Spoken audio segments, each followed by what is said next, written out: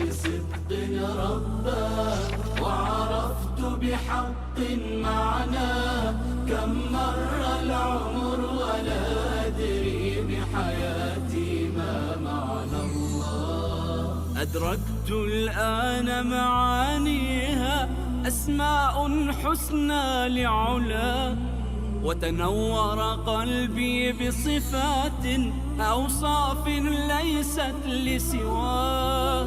إن مر العمر فمسكين عبد لا يعرف مولاه، ما ذاق حلاوته أبدا من يجهل ربا سواه.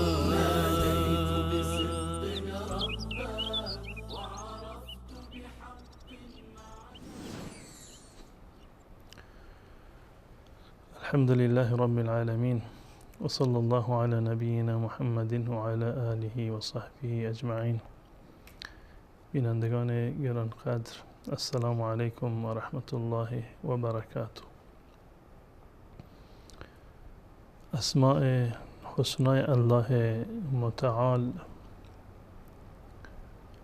یک ویژگی بسیار زیبایی دارد و آن این که از لابلای اسماء الله الحسنی و از طریق اسماء الحسنی ما به کمال عبودیت و بندگی الله متعال میرسیم.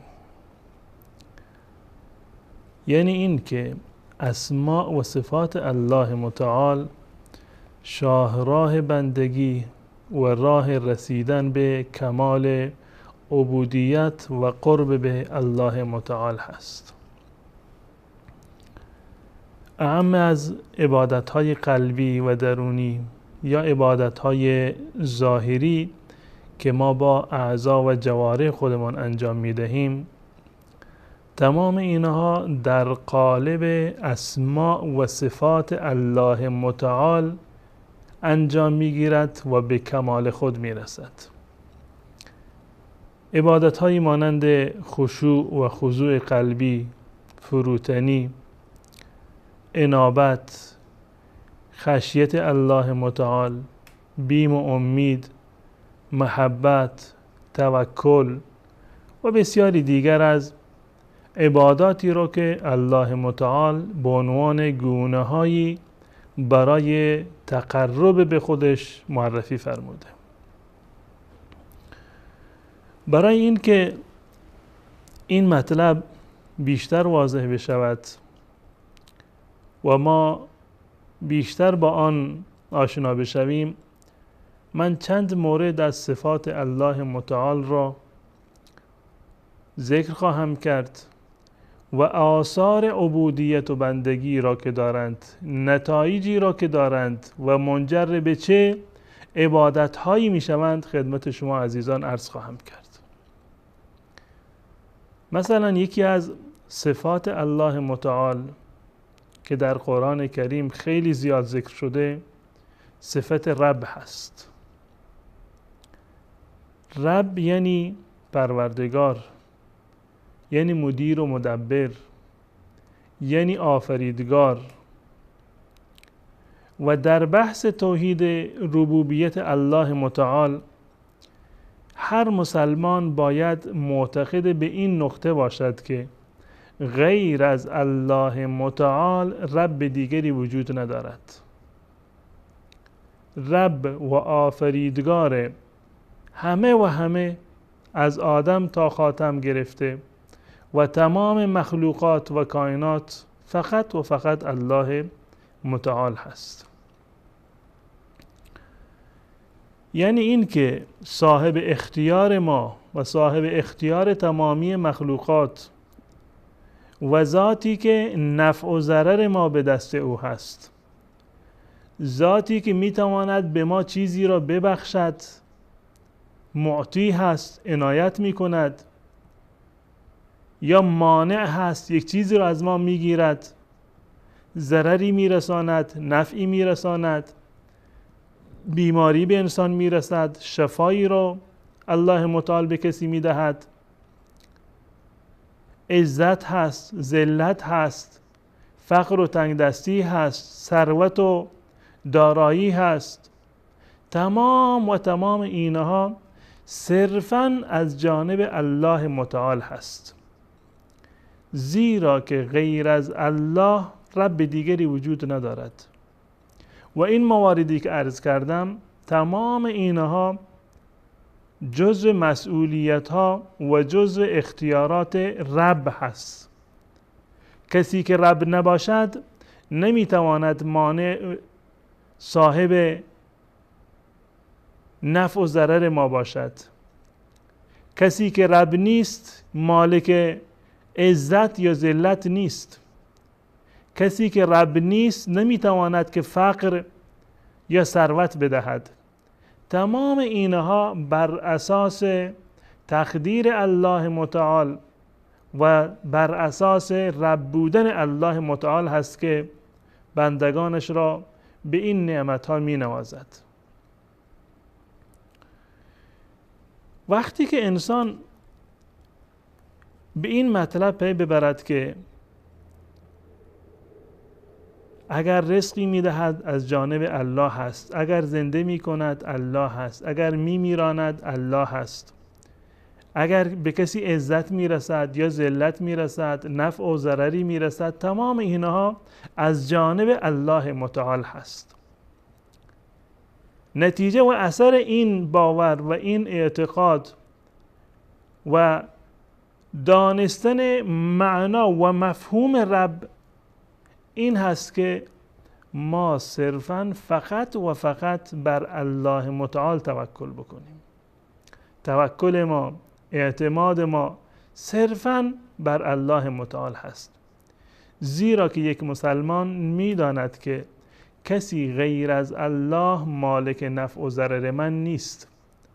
و رسول الله صلی الله علیه و سلم در روایتی که در مورد حضرت عبدالله ابن عباس رضی الله تعالی عنهما هست، این نکته را در همان دوران کودکی و نونهالی در ذهن عبدالله ابن عباس فرو کرد و به ایشان فرمود که آگاه باش ای ابن عباس، ان الامة لو اجتمعوا على ان ينفعوك بشيء لم يكتبه الله. ای ابن عباس، اگر تمام مردم جمع بشوند و بخواهند به تو نفعی برسانند که الله برایت مقدر نکرده، نمیتوانند چون این کاری رو انجام بدن. و اگر همه جمع بشوند بخواهند به تو ضرری برسانند که الله برایت مقدر نکرده، باز هم نمیتوانند ضرری به تو برسانند. پس بنابراین وقتی که ما به این باور برسیم که مالک نفع و ضرر ما فقط و فقط الله متعال هست، نتیجهش این هست که فقط و فقط بر الله متعال توکل خواهیم کرد. و توکل علی الحی الذی لا یموت و سبح بحمده و کفى به بذنوب عباده خبیرا. و توکل علی الحی الذی لا یموت. وقتی که انسان به این درجه از معرفت رسید و یکی از صفات الله متعال را که رب هست و معانی و مفهوم رب را کاملا درک کرد و به آن معتقد شد، بر کسی غیر از الله توکل نخواهد کرد. و توکل علی الله و کفى بالله وکیلا. وقتی که ما میدانیم کارساز ما فقط و فقط الله متعال هست، آن کسی که دردی را از ما دوا می کند صرفاً الله متعال هست، چون این کسی بر غیر الله توکل نمی کند. و توکل علی العزیز الرحیم. اللهی که نسبت به ما رحیم هست و عزیز هست، قادر مطلق هست، بر چنین ذاتی انسان باید توکل بکند. این یکی از نمونه های صفات الله متعال و آثار عبودیت و بندگی هست که از این کانال ما به آن میرسیم. یکی دیگر از صفات الله متعال سمع هست و دیگری بصر هست. یعنی این که الله متعال سمیع و بصیر و علیم هست.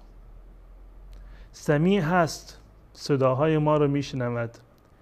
بصیر هست، حرکات ما را میبیند. علیم هست، میداند، از ظاهر ما و از درون ما کاملا خبر دارد. هر ذره‌ای که در آسمان و زمین هست و هر چیزی که در اعماق دریاها یا در اعماق دلهای ما هست، هر چیزی که ظاهر و پنهان هست، همه را الله متعال میداند. و علم الله متعال یک علم کاملی هست که هیچ گونه نقصی و هیچ نقطه کوری در آن نیست. یعنی در دنیایی به این پهناوری حتی یک ذره ای وجود ندارد که الله متعال بر آن احاطه نداشته باشد و در دایره و در محدوده علم الله متعال نباشد. الم یعلم بان الله یرا، الله میبیند و مشاهده میکند. واتقوا الله ان الله سمیع علیم، از الله بترسید، پروا بکنید، زیرا که الله متعال سمیع و بصیر هست.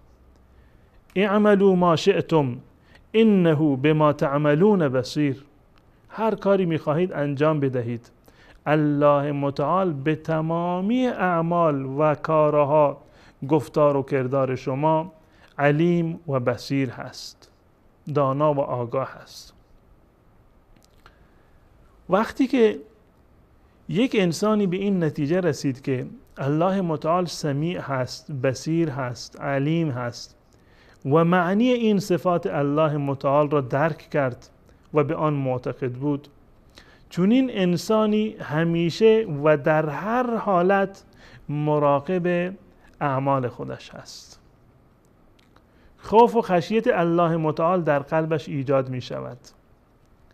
وقتی که می داند الله سمیع هست، حرفها را می شنود، فقط حرفهایی را می گوید که موجب رضایت الله باشد. وقتی که معتقد هست که الله بصیر هست، صرفاً اعمالی را انجام می دهد که چون که الله می بیند باعث رضایت الله باشد. وقتی که می داند الله علیم هست، از ظاهر و باطن ما آگاه هست و هرچه در قلب ما پنهان هست آن را می داند، به هیچ عنوان انسان مسلمان در قلب خودش غل و غشی را یا عقیده فاسدی را، بدخواهی را نسبت به کسی جا نمی دهد. و این کمال عبودیت و بندگی هست. اگر انسان از صفت سمع و بصر و علم الله متعال غافل باشد، چه بسا که دچار انحراف بشود، گناهانی را در دنیا انجام بدهد و بالای سر خود کسی را نبیند که مراقب باشد. اما انسان مسلمان در هر حالت الله متعال را می‌بیند. ان تعبد الله كأنك تراه فإن لم تكن تراه فإنه يراك. انسان باید خودش را همیشه در محضر الله متعال تصور بکند. به اندازه‌ای ما به الله و پروردگار ما نزدیک هستیم، گرچه نزدیکی و دور بودن برای الله متعال تفاوتی ندارد، اما ما باید احساس نزدیکی بکنیم که الله متعال به ما نزدیک هست، صدای ما را میشنود، اعمال ما را میبیند و بر ظاهر و باطن ما آگاه و مطلع هست. پس بنابراین فقط و فقط در گفتارمان، در کردارمان، در افکار و باورهایمان باید از الله متعال بترسیم و هر گفتار و کرداری را که انجام میدهیم باید صرفاً در مسیر رضایت و مسیری باشد که الله متعال میپسندد. یکی دیگر از صفات الله متعال این است که الله غنی هست، بی نیاز هست. الله متعال کریم و جواد هست، بخشنده هست. الله متعال محسن هست و واسع الاحسان هست.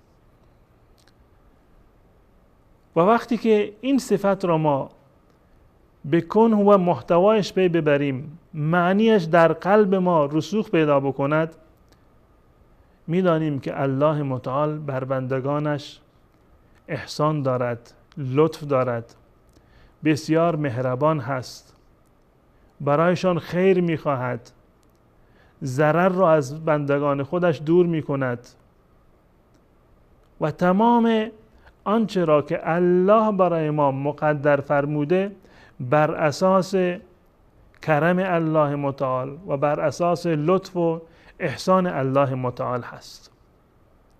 الله متعال به ما که نیازی ندارد، اگر به ما رزق و روزی داده، به ما صحت و سلامتی و عافیتی رو داده، اگر به ما خوشبختی و آسایشی رو در دنیا داده، تمام اینها صرفاً لطف الله متعال هست، گوشه ای از کرم الله متعال و احسان الله متعال هست. و ما خلقت الجن والانس الا لیعبدون ما اريد منهم من رزق و ما اريد ان یطعمون ان الله هو الرزاق ذو القوة المتین. الله متعال ما را نیافریده که به نان و نوایی برسد. الله غنی هست، بی نیاز هست، از ما چشم داشتی ندارد.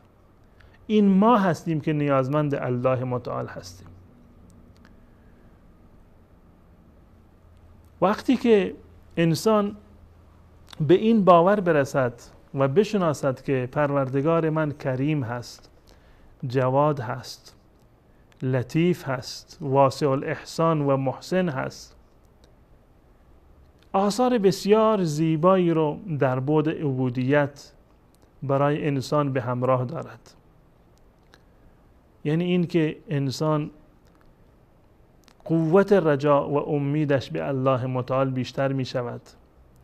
اللهی که این همه لطف دارد، این همه احسان دارد، انسان مسلمان بیشتر به الله متعال رجوع می کند. وقتی که می داند الله غنی هست، یک فردی که نیازمند هست باید به غنی مراجعه بکند. یا ایها الناس انتم الفقراء الی الله والله هو الغنی الحمید.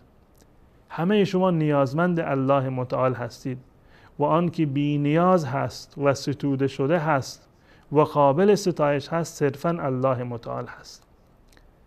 وقتی که انسان این صفات والای الله متعال و اسماء حسنای الهی را بداند و درک بکند، از انسانی امید احسان نخواهد داشت. اگر لطفی میخواهد از جانب الله میخواهد، اگر نیازی دارد طلب نیاز فقط از الله متعال میکند. این کار فقط از کسانی برمی آید که الله متعال را با این صفات شناختند.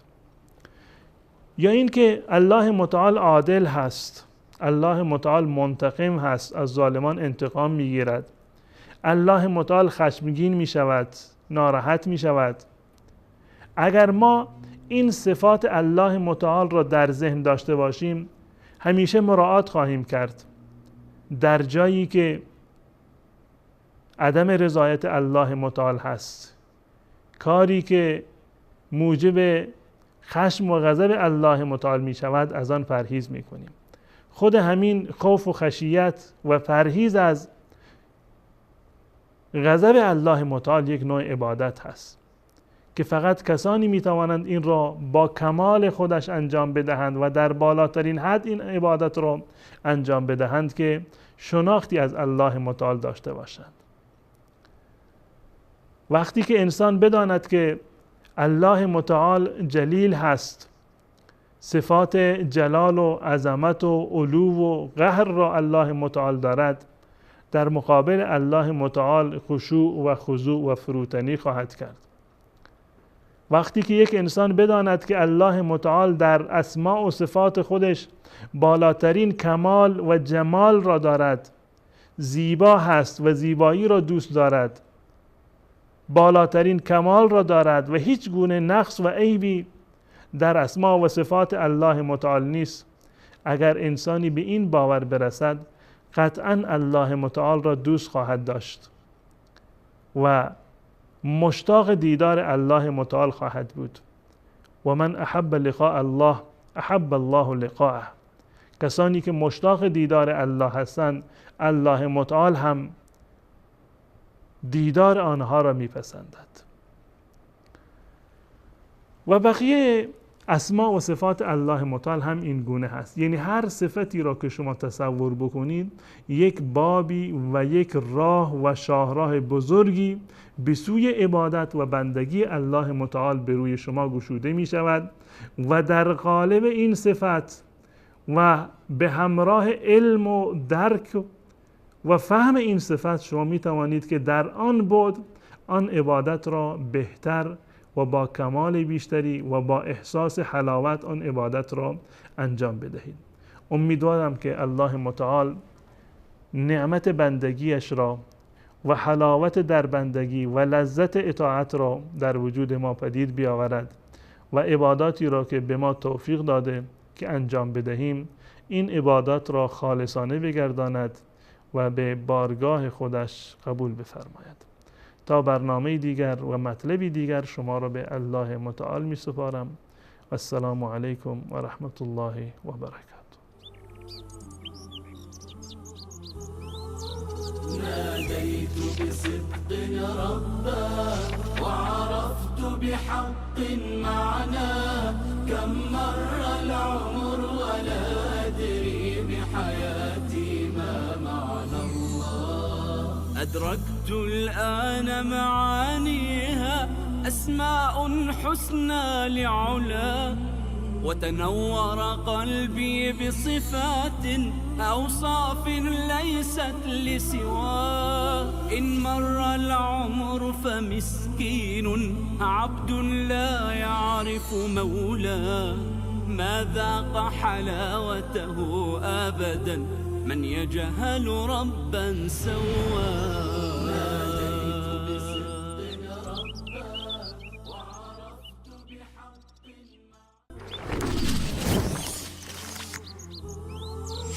ناديت بصدق ربا وعرفت بحق معناه كم مر العمر ولا